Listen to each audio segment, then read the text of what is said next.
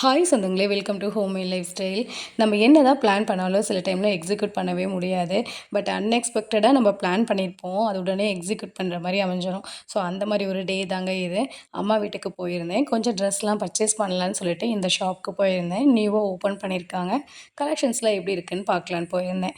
சஸ்டிக் கூட இருக்கிறது என்னோட தம்பி பையன். ஸோ 2 பேரும் நல்லா என்ஜாய் பண்ணிட்டு இருந்தாங்க ஷாப்பில். நைட் வந்து ஃபிலிம்க்கு போகலான்னு தாங்க பிளான் பண்ணோம். பட் அன்எக்ஸ்பெக்டடாக நினச்சி கூட பார்க்கல. திடீர்னு நைட் ஷோ பிளான் பண்ணோம். என்ன படத்துக்கு போயிருக்கோம் அப்படின்னா டிமாண்டி காலனி தாங்க. உண்மையே சொல்லட்டுமா, எனக்கு இதாங்க ஃபஸ்ட் டைம் வந்து பேய் படம் தேட்டரில் பார்க்குறது. தேட்டருக்குள்ளே என்ட்ரு ஆனோடனே பேய் படத்தை நேரில் பார்க்குற மாதிரியே இருந்துச்சு. லைட் செட்டிங்லாம் பார்த்தோன்னே பயந்துட்டேன். ஒருத்தர் ஃபேஸை பார்க்கும்போது நான் நேரில் பேய் இருக்க மாதிரியே தான் இருந்துச்சு. ஸோ அப்படிப்பட்ட ஒரு த்ரில்லிங்காக தான் இந்த தேட்டருக்குள்ளே என்டர் ஆனேன்.